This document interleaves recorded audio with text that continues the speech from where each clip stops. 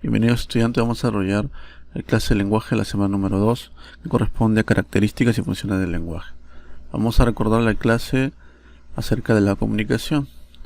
Tenemos un acto comunicativo donde Juan le transmite el mensaje de hola, ¿cómo estás? A Rosa. El emisor, ¿quién sería? Es decir, quien transmite la información o el mensaje. En este caso sería Juan. Quien codifica el mensaje hola, ¿cómo estás? Y quien recepciona, o la receptora en este caso de este acto comunicativo, sería Rosa. Ella es quien decodifica el mensaje de hola, ¿cómo estás? El mensaje propiamente dicho sería hola, ¿cómo estás? El código, es decir, la lengua en el cual está codificado el mensaje, por supuesto que es el español.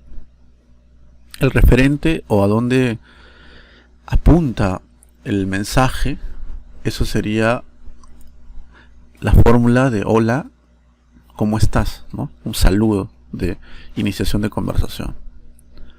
Por lo tanto, el referente sería eso. El canal o el medio físico, el medio digital, sería en este caso el medio físico por donde se transmiten las ondas sonoras, ¿no? Es decir, viajan las ondas sonoras. El contexto, vamos a pensar, por ejemplo, las 8 de la mañana, es un ejemplo nada más. Ese es la hora. Y el aquí sería, por ejemplo, en una oficina en el distrito de Ate, ¿no? Entonces el contexto sería el dónde y el aquí, 8 de la mañana, Ate. Bien, visto esto, vamos a desarrollar el tema que corresponde a las funciones del lenguaje y antes sus características y su definición. Para entender el lenguaje hay que formularnos preguntas. ¿Qué es y cómo es el lenguaje, por ejemplo? ¿Para qué lo usamos y cómo está constituido? Esto nos lleva a tres temas importantes que vamos a desarrollar a lo largo del curso. El primero son las características, el qué en realidad es su definición y cómo tiene que ver con las características del lenguaje. ¿Para qué lo usamos? Eso está referido a lo que son las funciones. ¿Y cómo está constituido? Es decir, cómo se manifiesta, qué niveles, cómo se manifiesta esto. Eso tiene que ver con los planos del lenguaje. Hoy día vamos a responder a esas dos preguntas iniciales que tienen que ver con su definición, características y sus funciones. ¿Qué es el lenguaje? El lenguaje, para empezar, así como lo conocemos, cuando hablamos, conversamos, incluso aquello que nos ayuda a pensar, porque pensamos con palabras,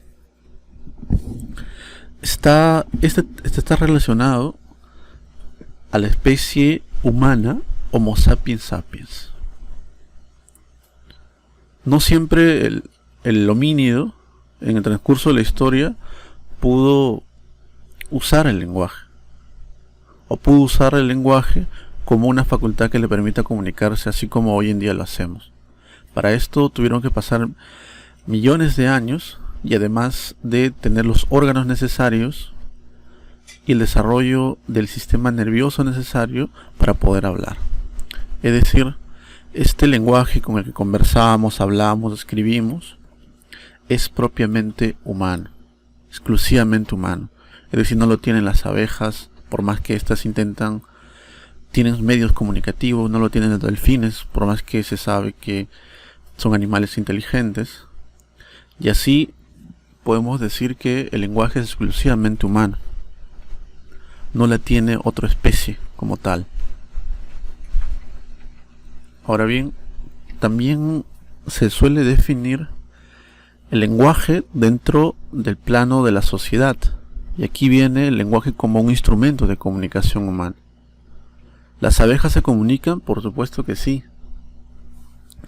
Los animales se comunican y también los seres microbiológicos se comunican también. Pero la comunicación humana es altamente complejo y tiene sus peculiaridades. Por eso, cuando hablamos del lenguaje, hablamos también de una comunicación propiamente humana, posible de ser realizada por medio escrito, medio oral, señas, etc., con un instrumento llamado lenguaje, que hace posible dicha comunicación. Entonces,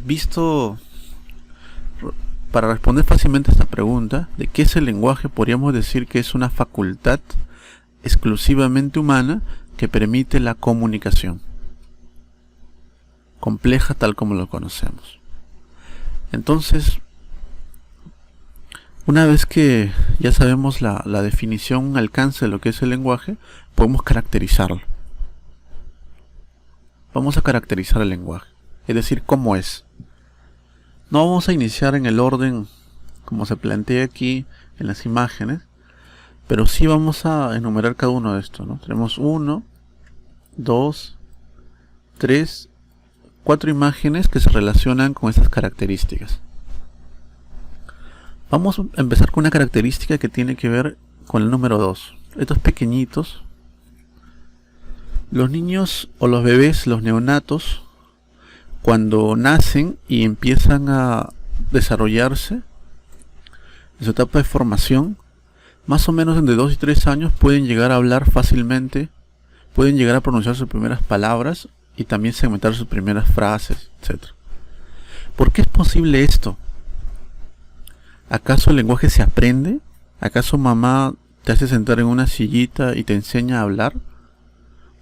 Podría ser que el lenguaje, nosotros recibimos estímulos, es decir, el bebé escucha las palabras, las frases, los enunciados, las expresiones de los adultos, particularmente de la mamá, pero se ha demostrado, jovencitos, que el bebé no necesita exclusivamente que le hablen todo el tiempo para llegar a él mismo a dominar, empezar a dominar un instrumento que es complejo o una facultad compleja como el lenguaje.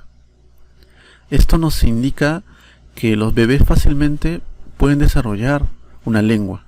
¿Por qué pueden desarrollar una lengua? Porque tienen una facultad con el que vienen ya. Es decir, no lo han aprendido, sino han nacido con esa facultad. Por lo tanto, si decimos que hemos nacido con la facultad que nos permite aprender de pequeño fácilmente una lengua, si estamos rodeados con personas que hablan inglés, por ejemplo, aprender inglés. Si estás en China, aprenderás chino. Y así, si estás rodeado de personas que hablan quechua, por supuesto que el quechua. Esto es una evidencia que nos permite decir que el lenguaje es innato. No aprendemos el lenguaje, sino nacemos. Ahora bien, otra característica, también vamos a ver la número 1. Imaginemos un hablante de alemán, otro de inglés, otro de francés, otro de chino, otro de ruso, y así, de español, de Ucrania, ¿no? Y así diferentes lenguas. Cada uno de estos podemos nosotros evidenciar que hablan diferentes lenguas. Sin embargo, todos tienen una misma facultad. Es decir, tienen algo similar, algo que es constante en cada uno de estos hablantes, por más que hablen diferentes lenguas. ¿Qué es eso mismo que tienen todos estos hablantes? Poniendo el ejemplo, es el lenguaje. Es decir, todos los seres humanos tenemos un lenguaje, pero no todos hablamos la misma lengua. Cuando decimos que todos tenemos esa facultad que es innata, estamos hablando de su universalidad. El lenguaje es universal, exclusivo de todos los seres humanos. Para entender esta característica de la racionalidad del lenguaje, debemos pensar en dos aspectos importantes. Primero, que para usar el lenguaje es necesario el empleo de la razón. Es decir, el lenguaje no sería posible sin el uso de la razón, que nos permite pensar, reflexionar, razonar, ¿no? Elaborar razonamientos complejos, simples y complejos. Por eso el lenguaje se dice que es racional en un primer aspecto. Otro segundo aspecto por la cual decimos que el lenguaje es racional es porque mediante esta razón el lenguaje permite manifestarse, ¿no?, en una sintaxis, en una fonología, en aspectos lingüísticos que tienen un orden, que tienen sistematización, es decir, no están aislados o desordenados entre sí, sino que todo esto tiene una coherencia, una consistencia que permite realmente llevar a cabo la comunicación mediante símbolos que están claramente estructurados y sistematizados. Entonces, racionalidad se entiende por un lado que se hace uso del pensamiento, de la razón, ¿no?, que va ligado al desarrollo del lenguaje y al uso del lenguaje, y por otro lado al uso de símbolos de una manera sistemática. Entonces aquí hablamos de la racionalidad. Ahora, bien, tenemos una última característica que es doblemente articulado. Para entender esta característica tenemos que ponernos en el acto comunicativo, exclusivamente en el proceso de codificación. Cuando nosotros, por ejemplo, queremos transmitir la idea de que los niños juegan, no es que la mente humana o la facultad del lenguaje, que es su manifestación de la mente, así por así sistematiza y nos permite decir o escribir los niños juegan.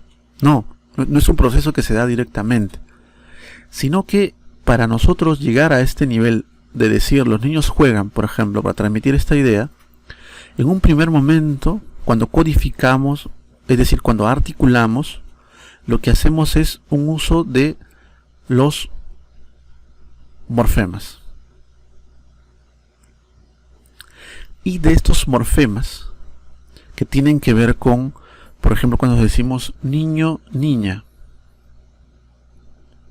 esa O de niño que nos dice masculino, o esa A de niña que nos dice femenino, o podría ser niños, esa S que nos dice que es plural, ¿no? O por ejemplo, si decimos preinca, esa pre que es un morfema, prefijo en este caso, tienen significado, ya sea gramatical, ¿no? Tiene una función gramatical en el caso de la O de masculino, la S de plural, o la O de masculino, pero también este nin tiene un significado que corresponde a una base léxica, es decir, es un morfema de raíz. Este de aquí nos indica las características del niño, por ejemplo, de una persona que es menor de edad, ¿no?, que depende de sus padres, que no tienen las facultades como tal desarrolladas, ¿no?, sino son seres dependientes, etc. Entonces aquí tenemos esta raíz. Luego de los morfemas, de haber articulado a nivel semántico, por llamarlo así, con unidades semánticas que son los morfemas, esa es la primera articulación. André Martinez dice que vamos a la segunda articulación, que son los fonemas. Es decir, empezamos a articular unidades que ya no tienen significado estrictamente, sino que su principal función es la distinción entre unos y otros. ¿De qué hablamos? ¿Distinción de qué? De sonidos mentales. Entonces, primero pensamos en ideas, en significados, luego buscamos los sonidos para manifestar esas ideas. ¿Cómo se llama esta característica del lenguaje? Finalmente podemos hacer la elaboración. ¿Cómo se llama esta característica del lenguaje? Es la manifestación de que el lenguaje es doblemente articulado. Primero se organiza, dice André Martinet, a nivel de morfemas, es decir, unidades significativas, y luego se manifiesta o busca manifestarse, que lo más cercano a hablarlo o a escribirlo sería por medio de fonemas. Vamos a ver aquí ahora un segundo aspecto del lenguaje. ¿Para qué usamos el lenguaje? En una primera instancia usamos para comunicarnos. Cuando escribimos algo en el WhatsApp, en el chat, o cuando hablamos a diario, ¿qué es lo que hacemos con el lenguaje? Nos comunicamos, buscamos comunicarnos. Entonces, esta viene a ser una función que lo realizamos constantemente.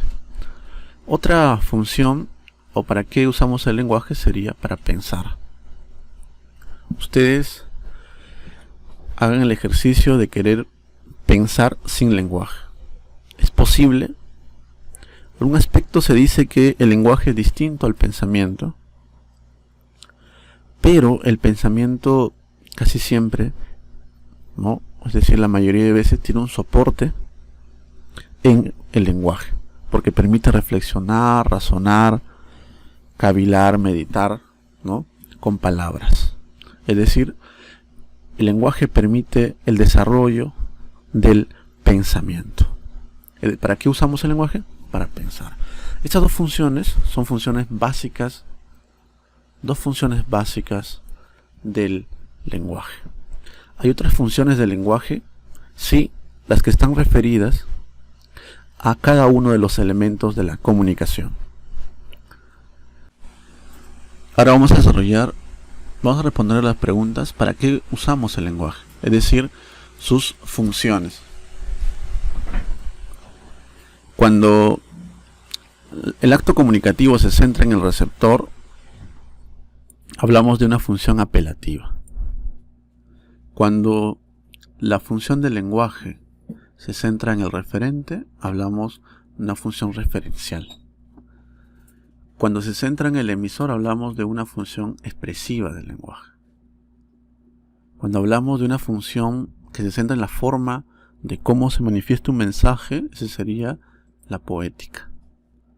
Cuando hablamos de una función que tiene que ver con mantener, con detener o que continúe el acto comunicativo o el canal de comunicación, sería una función fática. Y finalmente, cuando usamos el lenguaje para hablar del lenguaje, hablamos de la metalingüística, la que se centra en el código. Vamos a ver con ejemplos cada una de estas funciones. Recuerde que son 6 funciones. No vamos a empezar en el orden establecido, pero vamos a ver cada uno de estos. Imaginemos que tenemos un dolor de cabeza. Hemos manifestado o expresado un dolor. Es decir, el receptor quiere dar a conocer su dolencia. El emisor quiere dar a conocer su dolencia. Esta función se centra ¿dónde? En el emisor. Porque el emisor es quien sufre el dolor. Entonces está expresando el dolor. Esto sería una función expresiva del lenguaje, que se centra en el emisor. Vamos a ver otra función. Por ejemplo, Lima es la capital del Perú. Aquí nos dice que la ciudad de Lima, ¿no? O el departamento de Lima es la capital del Perú. Este simplemente es una información sobre la realidad, la configuración geográfica, ¿no? Geopolítica de el estado del Perú. Entonces, hablamos de una función exclusivamente representativa. Se centra ¿dónde? En el referente. Cuando hablamos de la función, por ejemplo, te he extrañado, es porque el emisor quiere dar a conocer un sentimiento. Entonces hablamos de una función expresiva. En cambio, cuando dice alguien está lloviendo, hablamos de una función representativa. Aquí quiero aclarar algo que tiene que ver con lo siguiente. Alguien podría decir emocionado porque es de Lima y no es ha nacido en Lima y no es de, digamos, alguna parte de provincia. Podría decir, Lima es la capital del Perú, totalmente emocionado. o alguien que está deprimido podría decir, está lloviendo, ¿no? Con una expresión que no denota alegría, sino al contrario, ¿no? Molestia, porque no le gusta la lluvia. Uno podría llegar a decir que aquí se manifiesta una función expresiva del lenguaje. Tenemos que tener en cuenta algo para señalar las funciones del lenguaje. Cuando una misma expresión puede tener varias funciones del lenguaje, cumplir varias funciones del lenguaje. Por ejemplo, alguien deprimido podría decir, está lloviendo. Entonces, una parte cumpliría una función expresiva del lenguaje, pero al mismo tiempo está hablando de la realidad, lo que está sucediendo en ese momento, que está lloviendo. ¿Cómo hacemos en ese caso? ¿Cómo hay que pensar la función del lenguaje? Hay que pensar de la siguiente manera. ¿Qué función prima? Cuando decimos está lloviendo, más que ser una manifestación de emoción, es una clara referencia al momento del clima en ese momento, a la característica, por decirlo así, situacional geográfica de ese momento, ¿no? Del tiempo. Entonces, más que cumplir una función expresiva, principalmente cumplir una función representativa. Y así en cada una de estas. Lima, la capital del Perú, cumplirá más que una función expresiva, una función representativa. Entonces hay que tener mucho cuidado con eso. ¿Qué función prima? Hay que preguntarnos. ¿Para qué también usamos? Podemos usar también el lenguaje para que el receptor, es decir, quien decodifica el mensaje, deje de hacer algo o empiece a hacer algo o continúe a hacer algo, continúe haciendo algo. ¿Podemos lograr eso? Sí. En este caso estaríamos centrándonos en el receptor. Y tenemos otra función que es la función fática. Cuando queremos verificar si la comunicación se está realizando de la manera que permite el continuo de la comunicación. O también podemos verificar, queremos que otra persona siga participando en el acto comunicativo, decirle que el canal puede ser usado, ¿no? Por los interlocutores que están en el acto comunicativo. Para entenderlo mejor, vamos con los ejemplos. Por ejemplo, no hagas ruido. ¿Qué es lo que busca principalmente este mensaje?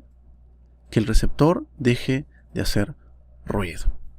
Entonces aquí se está centrando en el receptor, por lo tanto cumple la función apelativa. Cuando decimos aló, estás, cuando estamos hablando por ejemplo un smartphone, en este caso, para corroborar de que la otra persona que realmente está ahí al otro lado de su smartphone o el teléfono, entonces ya no está centrándose en el receptor, sino está centrando en el canal, ¿no? Se está manifestando esto para corroborarle de que el canal está bien o está desarrollando de la manera correcta. Por lo tanto, ya no cumple una función apelativa, sino una función fática, que tiene que ver con el canal. ¿Alguien tiene una pregunta? Es en este ejemplo. Aquí lo que se busca es que el receptor, quizás aquí los estudiantes, respondan, ¿no? O elaboren una pregunta. Si el profesor le dice, ¿alguien tiene una pregunta? Los estudiantes, uno de ellos, podría formular justamente una pregunta. Uno pensaría que cumple una función apelativa, pero no, también sigue cumpliendo una función fática, dado que lo que se busca es, el profesor busca al decir, alguien tiene una pregunta, y decir a los estudiantes que el canal de comunicación está abierto, o los estudiantes pueden hacer uso del canal de comunicación formulando una pregunta. Por lo tanto, en este ejemplo se busca que el canal se emplee por los estudiantes. Por lo tanto, cumple una función fática. Tenemos un último ejemplo. En este caso dice, por favor, abre la ventana. ¿Qué es lo que busca cuando alguien dice esto?